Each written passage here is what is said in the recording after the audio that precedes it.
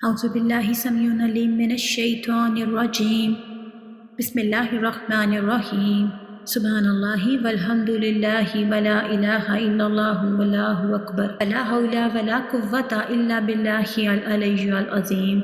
السلام علیکم ورحمۃ اللہ وبرکاتہ۔ عبد المطلب کے کل 10 بیٹے تھے۔ بعض نے کہا ہے کہ 11 تھے اور کچھ کا خیال ہے کہ 13 تھے، لیکن زیادہ تر لوگ 10 کے قائل ہیں۔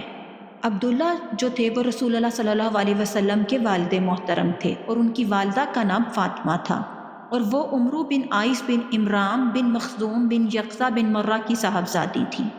عبد المطلب کی اولاد میں عبداللہ سب سے زیادہ خوبصورت، پاک دامن اور چہیتے تھے اور ذبیح کہلاتے تھے۔ ذبیح کہلانے کی وجہ یہ تھی کہ جب عبد المطلب کے لڑکوں کی تعداد پوری 10 ہو گئی اور وہ بچاؤ کرنے کے لائق ہو گئے تو عبد المطلب نے انہیں اپنی نظر سے آگاہ کیا۔ سب نے بات مان لی۔ اس کے بعد عبد المطلب نے قسمت کے تیروں پر ان سب کے نام لکھے اور حبل کے کیم کے حوالے کیا۔ کیم نے تیروں کو گردش دے کر قرآن نکالا تو عبداللہ کا نام نکلا۔ عبد المطلب نے عبداللہ کا ہاتھ پکڑا، چھری لی اور ذبح کرنے کے لیے خانہ کعبہ کے پاس لے گئے، لیکن قریش اور خصوصاً عبداللہ کے ننہال والے یعنی بنو مخزوم اور عبداللہ کے بھائی ابو طالب آڑے آئے۔ عبد المطلب نے کہا تب میں اپنی نظر میں کیا کروں، تو انہوں نے مشورہ دیا کہ وہ کسی خاتون عرافہ کے پاس جا کر حل دریافت کریں۔ عبد المطلب ایک عرافہ کے پاس گئے۔ اس نے کہا عبداللہ اور 10 اونٹوں کے درمیان قرآن اندازی کرو، اگر عبداللہ کے نام قرآن نکلے تو مزید 10 اونٹ بڑھا دیں، اسی طرح اونٹ بڑھاتے جائیں اور قرآن اندازی کرتے جائیں یہاں تک کہ اللہ راضی ہو جائے، پھر اونٹوں کے نام قرآن نکل آئے تو انہیں ذبح کر دیں۔ عبد المطلب نے واپس آ کر عبداللہ اور 10 اونٹوں کے درمیان قرآن اندازی کی، مگر قرآن عبداللہ کے نام ہی نکلا۔ اسی طرح وہ 10 اونٹ بڑھاتے گئے، قرآن اندازی کرتے گئے، حتیٰ کہ جب 100 اونٹ پورے ہو گئے تو قرآن اونٹوں کے نام نکلا۔ اب عبد المطلب نے انہیں عبداللہ کے بدلے ذبح کیا اور وہیں چھوڑ دیا۔ کسی انسان یا درندے کے لیے کوئی رکاوٹ نہ تھی۔ اس واقعے سے پہلے قریش اور عرب نے خون بہا، یعنی دیت کی مقدار 10 اونٹ تھی، مگر اس واقعے کے بعد 100 اونٹ کر دی گئی۔ اسلام آنے کے بعد اسلام نے بھی اسی مقدار کو برقرار رکھا۔ نبی کریم صلی اللہ علیہ وسلم سے ارشاد مروی ہے کہ میں 2 ذبیح کی اولاد ہوں، ایک حضرت اسماعیل علیہ السلام اور دوسرے آپ صلی اللہ علیہ وسلم کے والد عبداللہ رضی اللہ تعالیٰ عنہ۔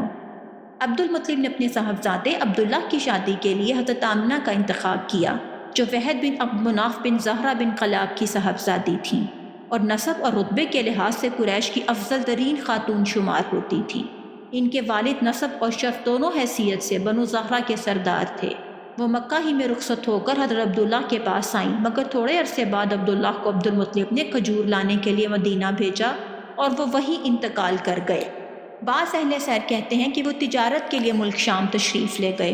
قریش کے ایک قافلے کے ہمراہ واپس آتے ہوئے بیمار ہو کر مدینہ اترے اور وہیں انتقال کر گئے۔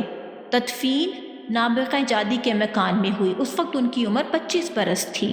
اکثر مورخین کے بقول ابھی رسول اللہ صلی اللہ علیہ وسلم پیدا نہیں ہوئے تھے، لیکن کچھ اہل سیر کہتے ہیں کہ آپ صلی اللہ علیہ وسلم کی پیدائش ان کی وفات سے 2 ماہ پہلے ہو چکی تھی۔ جب ان کی وفات کی خبر مکہ پہنچی تو حضرت آمنہ انتہائی غمزدہ ہوئی۔ عبداللہ کا کل ترکہ یہ تھا: 5 اونٹ، بکریوں کا 1 ریوڑ، ایک حبشی لونڈی جن کا نام برکت تھا اور کنیت ایمن، اور یہی ایمن رضی اللہ تعالیٰ عنہ جنہوں نے رسول اللہ صلی اللہ علیہ وسلم کو گود میں کھلایا تھا۔ اللہ پاک ہم سب کو اپنے حفظ و امان میں رکھے اور ہم سب کو نیک راستے پہ چلنے کی توفیق عطا فرمائے، اور اللہ پاک ہم سب کو ہمارے پیارے نبی صلی اللہ علیہ وسلم کی سنت کو فالو کرنے کی توفیق عطا کریں۔ ہم نہ صرف ان کی احادیث کو سنیں بلکہ ان کی سیرہ کو بھی پڑھیں، اور ان کی سیرت پر لکھی گئی جتنی بھی کتابیں ہیں ان کو جس حد تک ہو سکے ہم پڑھیں اور ان کو فالو کریں۔ یہ دنیا اور آخرت دونوں میں ہمارے لیے فلاح کا باعث ہوگا۔ اللہ تعالی ہم سب کا حامی و ناصر ہو۔ اللہ حافظ۔